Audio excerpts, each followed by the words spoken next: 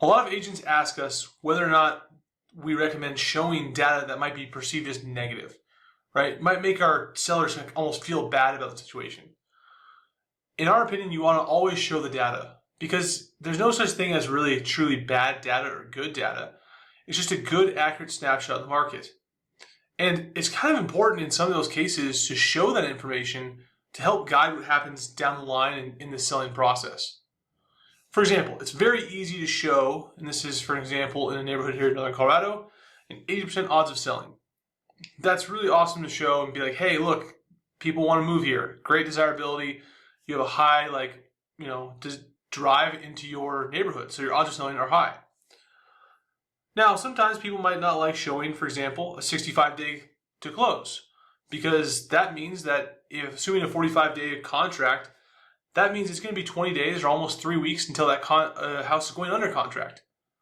So that might have a negative connotation for some people saying, yeah, we're going to be here for a couple weeks. We're going to have a lot of open houses, a lot of showings in order to elicit an offer. Now, again, you got to remember, odds of selling is already high, but 65-day close for some people might seem like a negative data point, but it really isn't. It's just a good illustration. In this case, when this search was done was in April, which means for 65 days, you can see that that would go 30, 60, and fall into this June month here. And that means we're really missing the buying pattern. So this is a true graph that some people have a problem showing people because they're like, well, they think, one, I shouldn't sell my house now and I should wait. Or two, just kind of like, should I just not show it to them because I want them to feel bad or, get afraid to sell their house because I want them to take action. I want to have that closing. Well, from the first perspective of that is if truly they're hitting a point where nothing sells and they don't need to sell right away, your job is to be their guide, right? Your job is to help them have the best transaction they can. So forcing them to sell, if you will, by not showing them the true information or trying to get on the market, it's not really the best place to put yourself in. And I understand in many cases that there's times where you need a closing almost. But being a good, honest advisor always pays dividends. The other piece of that is showing a negative data point, quote unquote, is always less damaging than listing a house and then having it not sell or not take the correct actions in the selling process or in the listing process because you kind of hid data that you were afraid to show your customers. In this case, knowing that we're hitting this point where it's not as active, as you can see, really expecting one maybe house sell when it comes to June, that really gives us good information. It gives us great insight into the fact that when we go to position this house, we need to make sure that we are really put ourselves in a competitive advantage to be that number one perceived value against our competition. We want to make sure that we know if we get a contract and maybe they're asking for a couple small things, like we want to work with that buyer because that is the buyer that's available. There's times where people might want to finagle more or deal more or not want to deal because, for example, hey, we're probably going to take 3 weeks. What if that offer comes in the first weekend, but they're asking for something with it?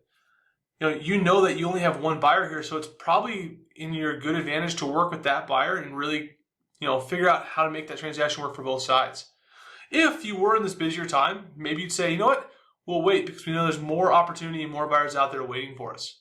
That there's going to be this option. But showing this, I guess, it's not really negative data, but it's always referred to that way by agents that are afraid to show it, helps put us in the right perspective. Now, this here is actually a real-world example that actually went through when I sold my house. And so my wife and I were looking at selling our house. We know we're not hitting this pattern. And so we started looking at some things. When we looked at this is our neighborhood, and we were about 3,300 square feet. If you look at what the trend line is, we're probably above 370, and judging by the added features we had put in and stuff, probably could be moving up. But knowing that we're going to be incorporating that kind of negative buying pattern, if you will, looking at the position here, now I know this is kind of messy, and this is a lot of drawing on it, but I did this just for clarity when I was doing this for myself. All the homes up here are new construction. All the homes down here are the resales. So if a buyer is out there and they're looking to buy a house and we're pricing higher up in this range, think about the 390 for a second, we're up here. These are all houses that are a little bit smaller than ours, but they're all brand new construction in a neighborhood that had amenities that we didn't have. So we would be losing out on that buyer probably to one of these homes. And it's just the way it is. Okay, knowing that we have to compete for a buyer, we're going to go ahead and look and see where we would almost tie, and then how can we beat them.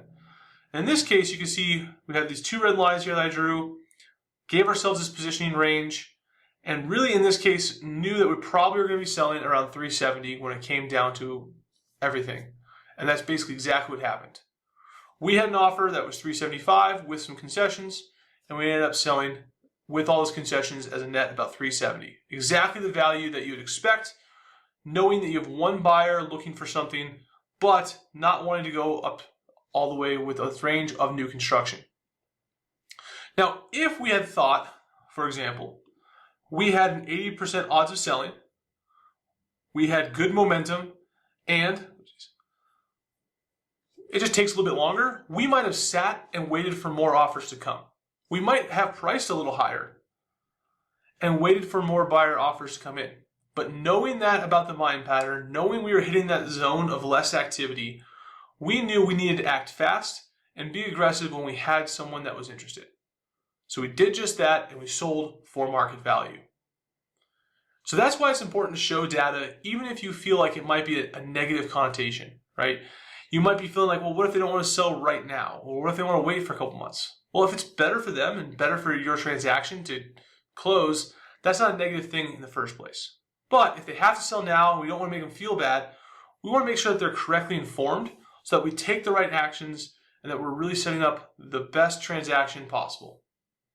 Now, if you haven't read the book, this is actually in step 3 when we bring in desirability, timing, and then the other market factors of momentum, opportunity, and then visibility finally when it comes to positioning.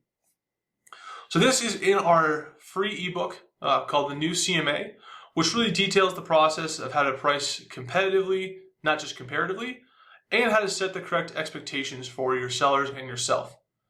This is available at the link in the description below, but hopefully this video gave you some insight into why you should be showing data even if you think it might have a quote unquote negative or bad connotation to it.